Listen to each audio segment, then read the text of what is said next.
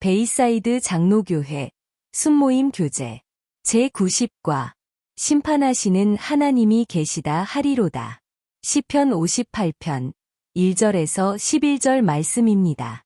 표제 다윗의 믹담시 인도자를 따라 알다스헷에 맞춘 노래. 통치자들아 너희가 정의를 말해야 하거늘 어찌 잠잠하냐. 인자들아 너희가 올바르게 판결해야 하거늘 어찌 잠잠하냐.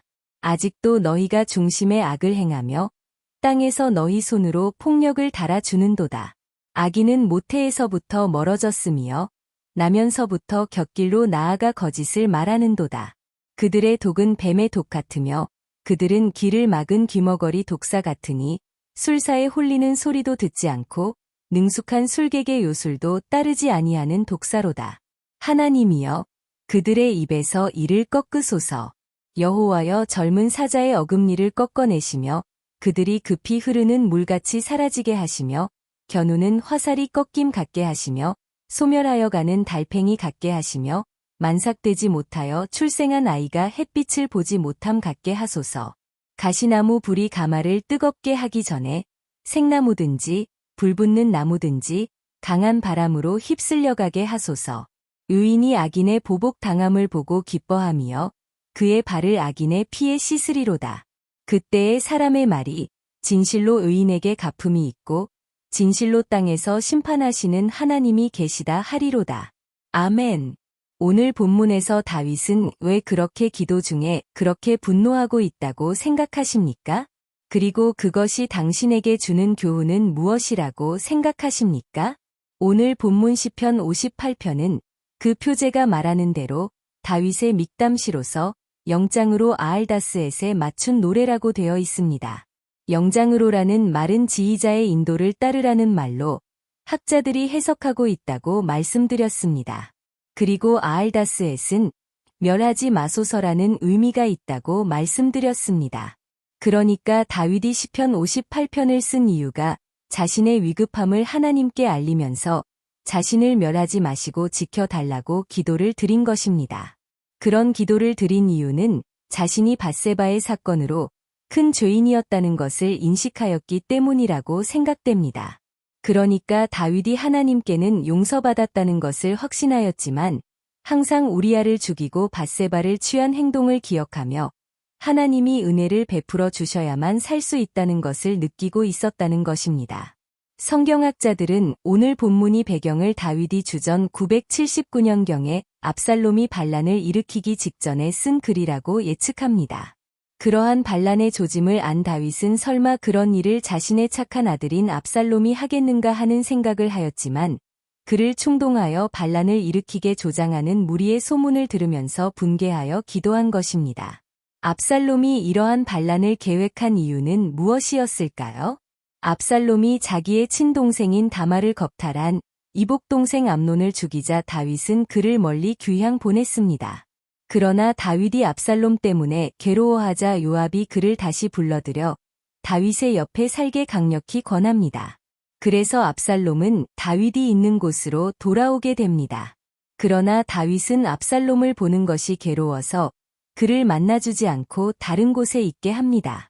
그러자 압살롬은 아버지가 자신을 용서한 줄 알았다가 그것이 아니라고 오해합니다. 그런데 그런 오해를 하는 그를 주변에서 꼬드기기 시작합니다. 당신의 아버지 다윗이 당신을 후계자로 삼지 않을 것이니 기회가 되면 아버지를 몰아내고 왕좌를 차지하여야 한다고 권한 것입니다. 그리고 모든 백성이 당신을 원하고 있다고 말합니다. 그러자 압살롬의 마음이 점점 반란을 일으키는 쪽으로 기울이기 시작합니다. 그런데 이런 사실을 다윗이 모를 리가 없었습니다. 그래서 오늘 본문과 같은 기도를 드리게 된 것입니다. 성도님들, 만일 우리 성도님의 아들이 아버지인 자기를 칠 계획을 여러 사람들의 충동에 의하여서 하고 있다면 어떤 마음을 갖겠습니까? 아마도 그 아들의 주변 사람들을 참 미워하게 될 것으로 생각됩니다.